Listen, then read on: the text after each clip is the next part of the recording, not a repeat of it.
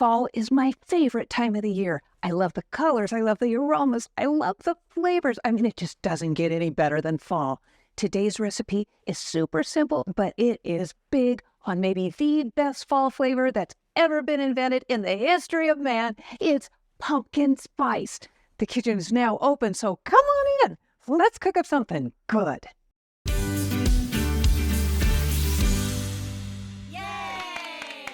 There are only two main steps to making these sensational pumpkin spice scones, and they're both really easy. First, we make the scones. Then we crank up the flavor meter by adding a glorious double glaze.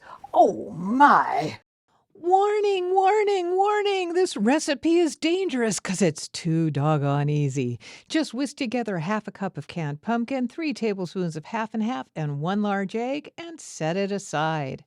Next, take 2 cups of flour, 1/4 cup plus 3 tablespoons of sugar, 1 tablespoon of baking powder, a half a teaspoon salt, and 1 tablespoon of pumpkin pie spice, and sift them all together through a sifter or wire strainer. Then, cut 1 stick of butter into small cubes and work them into the dry ingredients with a pastry cutter until fine and crumbly. You may have to scrape it a few times if it gets clogged, but just keep going till it looks like this. Gradually stir in your wet ingredients with a spatula, but you're gonna have to get your hands in it to get all the dry stuff mixed in. Whoops! Oh, shoot, I goofed. What a mess! I forgot to get my hands covered with flour first. I'll remember next time, and so should you. Continue mixing with floured hands until all your dry ingredients are mixed in.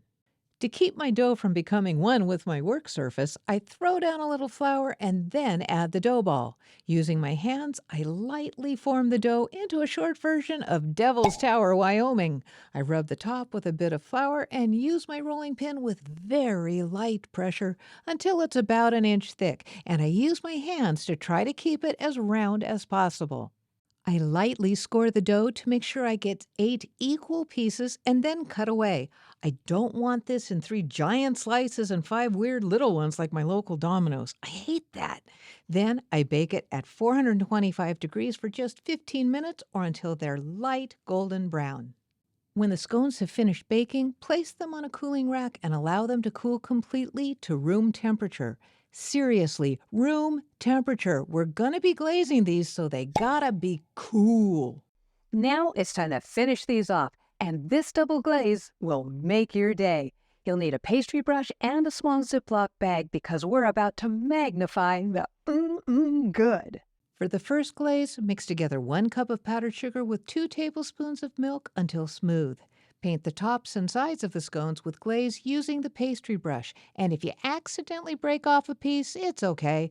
Just glaze over the wound. No one will care. Allow the glaze to set before adding the second glaze.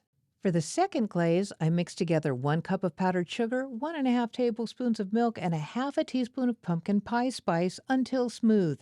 If it gets too thick and gummy, like this, add a tiny amount of milk, but be careful, it doesn't take much. I transfer my glaze to a small Ziploc bag, zip it up, and cut off a small piece of the corner of the bag. I give the bag a small twist and squeeze gently to pipe zigzag stripes across the top of my glazed scones. Let these set for about a half hour before serving, if you can wait that long. You know what? It's okay. You can serve these any time of year for breakfast, dessert, or even afternoon tea. And they're perfect for Thanksgiving breakfast or even dessert if pie just isn't your thing.